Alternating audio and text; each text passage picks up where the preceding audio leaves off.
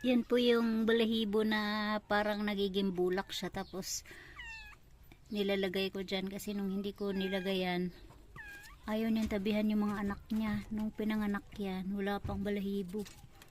Ngayon may balahibo na 4 days ago. Kaya kahit hindi tinatabihan, maano siya, kaya lumapit yung nanay.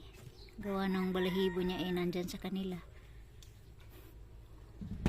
Ayaw lumapit ng nanay nung hinawakan ko.